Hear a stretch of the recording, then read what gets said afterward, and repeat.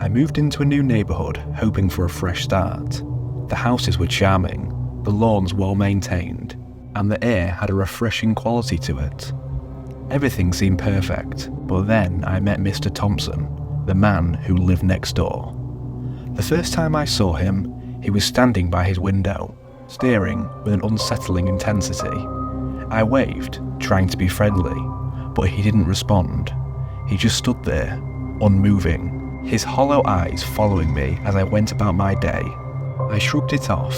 Every neighbourhood had its oddballs, right? It was only after a few weeks that I started to notice strange things. Every night, at precisely 2 a.m, I would hear a soft scratching noise coming from the shared wall between our houses. At first, I thought it might be rats, but the patterns were too deliberate, too human. I pressed my ear against the wall, and the scratching stopped immediately. Silence would follow, an oppressive quiet that felt more unnerving than the noise itself.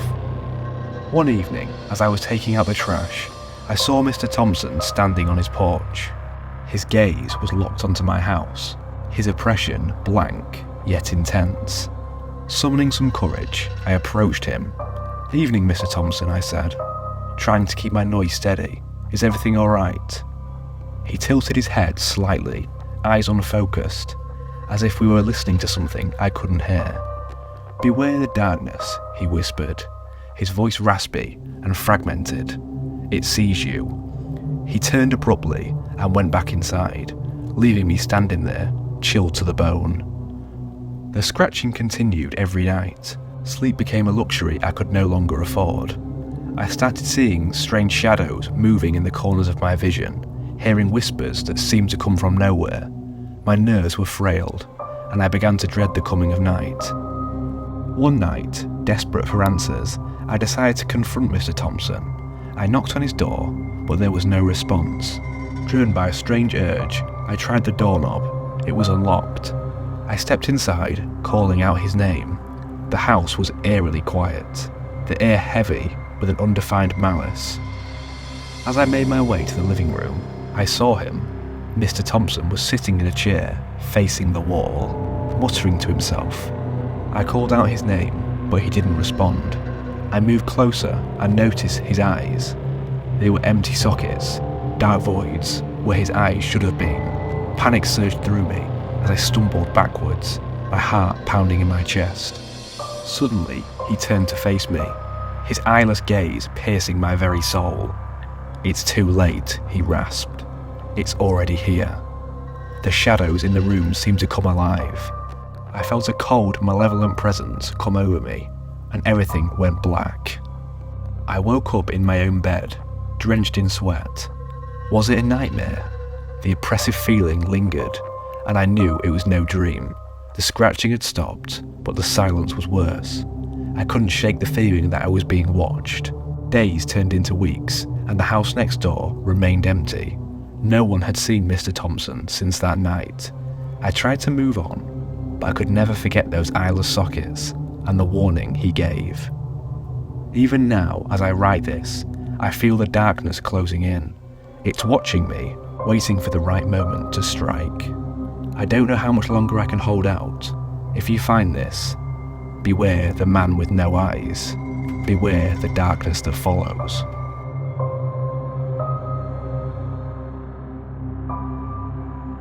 It began innocently enough, as most nightmares do.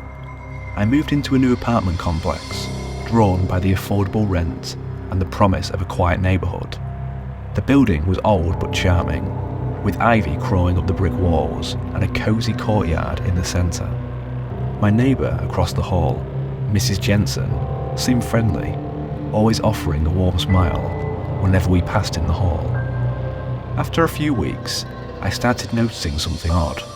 Every time I looked out of my window, I would see a figure standing in the courtyard, staring at my apartment. At first, I thought it was just a coincidence. Maybe it was just a tenant enjoying the fresh air. But as the days passed, I realised the figure was always there, always watching. I tried to ignore it, telling myself it was just my imagination, but the feeling of being watched became impossible to shake. The figure never moved, never came closer, just stood there, day and night. Eyes fixed on my window. I couldn't make out any detail from the distance, only a vague, shadowy silhouette. One evening, after a particularly long day at work, I decided to confront whoever it was. I marched down to the courtyard, determined to put an end to his unsettling behaviour. But when I reached the spot where the figure always stood, there was no one there. The courtyard was empty, silent except for the rustling of leaves in the breeze. Feeling foolish, I decided to go back inside, but something caught my eye. A small, old-fashioned key was lying on the ground exactly where the figure had always been standing. I picked it up, turning it over in my hand.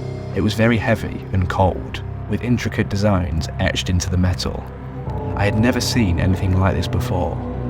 Curiosity got the better of me, and I decided to show the keys to Mrs. Jensen. She had lived in the building for years and might know something about it. I knocked on her door. She answered almost immediately, as if she had been expecting me. "Mrs. Jensen, do you know anything about this key?" I asked, holding it out to her. Her face went pale, and she stepped back, shaking her head. "Where did you find that?" she whispered, her voice trembling. "In the courtyard, where the person had been standing watching my window," I replied. Her reaction made my skin crawl. She looked genuinely terrified. "You need to get rid of it," she said urgently. "Throw it away, bury it. Do whatever you have to do, but don't keep it. That key belongs to the Watcher." It was an old legend, she explained, her eyes darting nervously around the hallway. A guardian of this building, or a curse, depending on whoever you ask. It says that whoever possesses this key will be watched, their every move monitored by an unseen presence. I laughed nervously. "You don't really believe that, do you?" She didn't answer. She just shut the door, leaving me standing there with the key in my hand. That night, I couldn't sleep. The key felt like a lead weight in my pocket. At around midnight, I heard a noise from the hallway, a soft whispering. I got up and looked through the peephole, but saw nothing. Still, the feeling of being watched was stronger than ever. In a moment of panic, I took the key and ran down to the basement, intending to hide it there. But as soon as I descended the stairs, the whispering grew louder, more urgent. I fumbled with the key, trying to find a place to stash it, but I felt a cold breath on my neck. Spinning around, I saw him, the Watcher, a tall, shadowy figure with hollow eyes that seemed to suck in all the light. He reached out a hand, and I felt an overwhelming dread wash over me. I dropped the key and ran, not stopping until I was back in my apartment. The door locked behind me. The next morning, I found the key on my kitchen counter. I don't know how it got there. I don't want to know. All I know is the Watcher is real, and he's always watching. Thank you for watching. Please like and subscribe, and check out my other horror stories on the screen now. And until next time, sleep tight.